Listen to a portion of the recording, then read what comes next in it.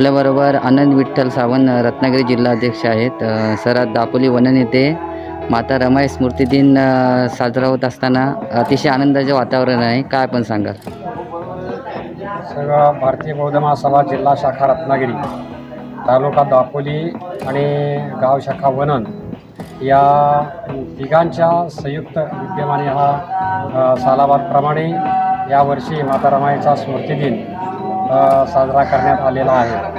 हा कार्यक्रमामध्ये संपूर्ण ऑल महाराष्ट्रातून लोक या माता रमाईला अभिवादन करण्यासाठी या ठिकाणी येतात आणि त्यांचं येणाऱ्या लोकांचे व्यवस्थापन, येणाऱ्या लोकांना लागणाऱ्या सोयीसुविधा हे वननगावचे सगळे लोक, तालुक्याचे पदाधिकारी आणि जिल्ह्याचे पदाधिकारी असे एकत्र मिळून हे सगळं नियोजन करतात आणि या कार्यक्रमा यशस्वी करतात.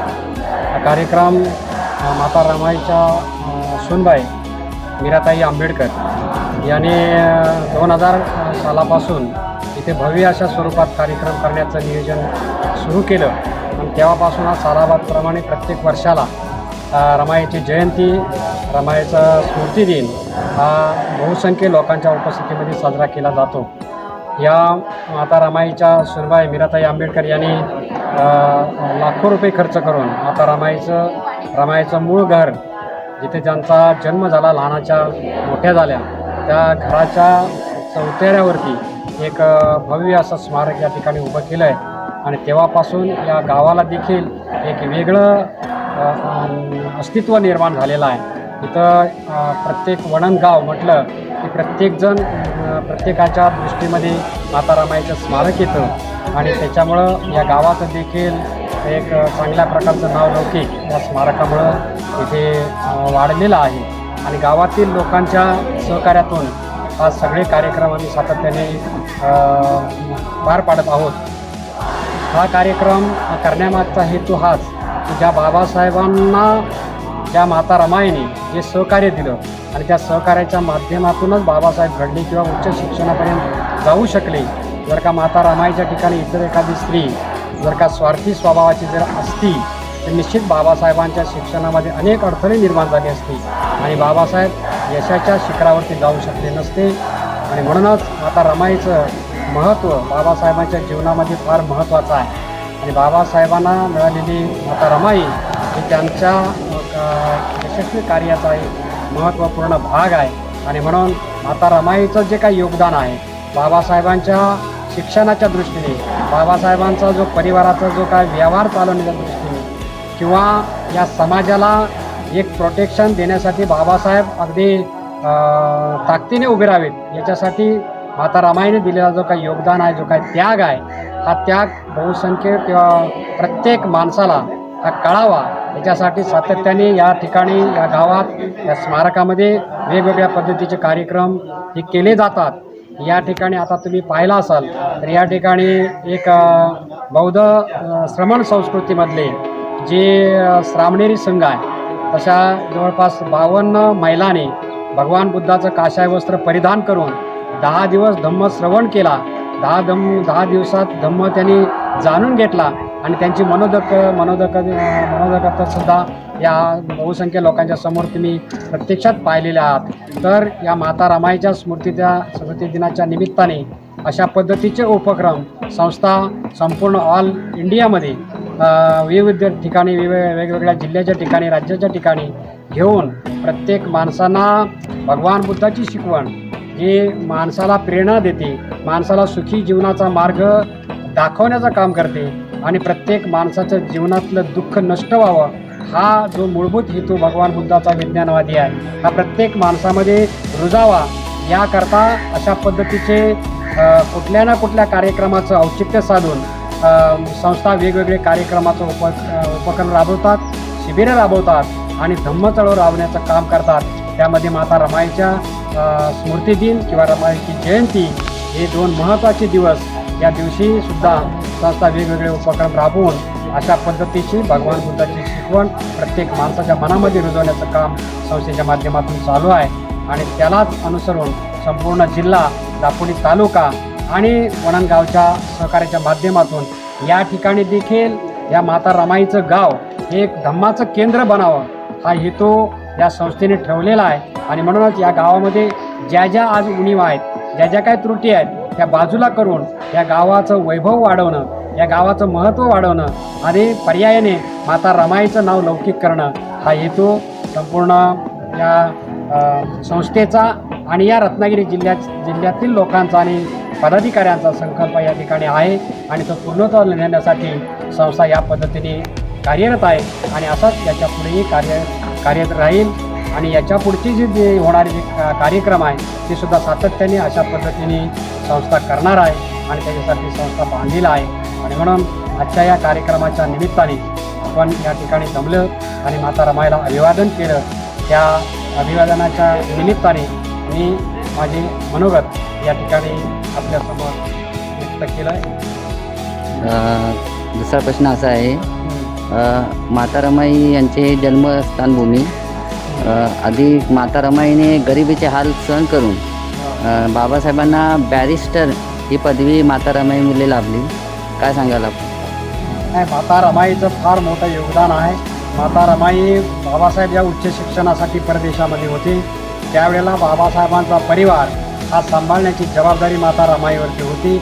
आणि त्या काळामध्ये आर्थिक दुबळेपणा असूनसुद्धा तो दुबळेपणा न दाखवता किंवा समाजाला न जाणीव करून देता स्वतःच्या हिमतीने ताकदीने बाजूला करून आपल्याला पर्यायाने सरपण गोळा करणं किंवा शेणी गोवऱ्या थापणं याच्या माध्यमातून 4 पैसे उपलब्ध करून स्वतःचा परिवार चालवून उर्वरित त्याच्यातून थोडं पैशाचा बॅलन्स केला.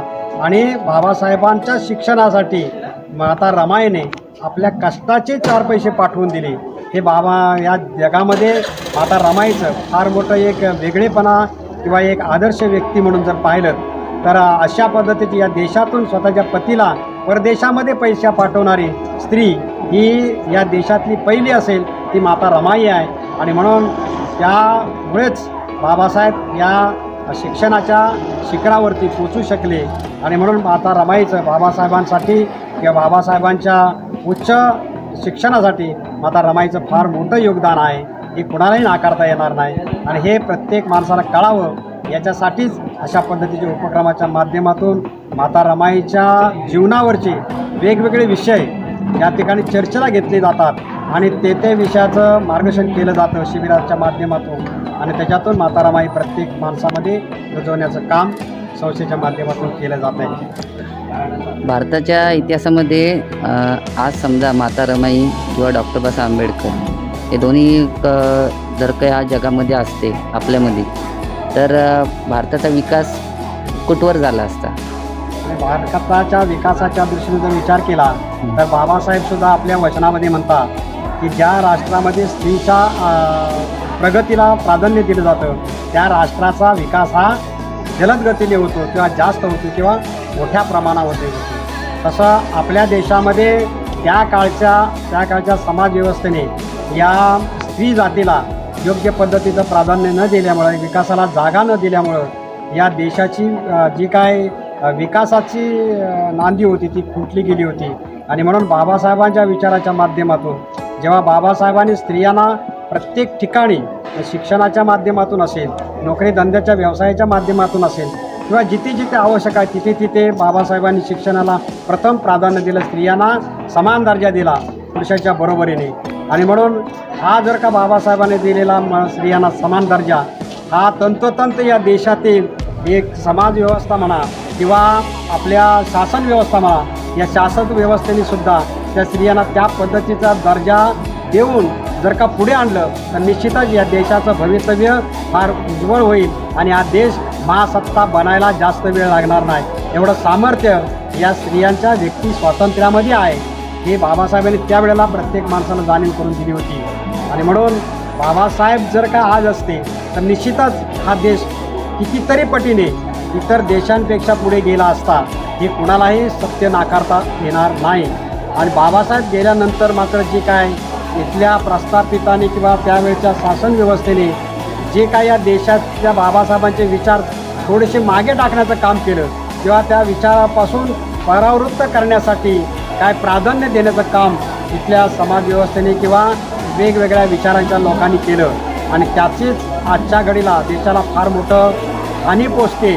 आज देशाची अधोगती जी होते व देशाचं जे काही नुकसान आपल्याला पाहायला मिळतं आहे ते बाबासाहेबांचे विचार काही काळ का होईना किंवा आजपर्यंत पुरेपूर्ण जसे पाहिजे त्या प्रमाणामध्ये वापर केला गेला नाही किंवा स्वीकारलं गेलं नाही, हे त्याचं कारण आहे. आणि म्हणून आज देशाची जी काय महासत्ता बनण्याची जी काय आपण अपेक्षा करतो ती अपेक्षा आजपर्यंत पूर्ण झालेली नाही.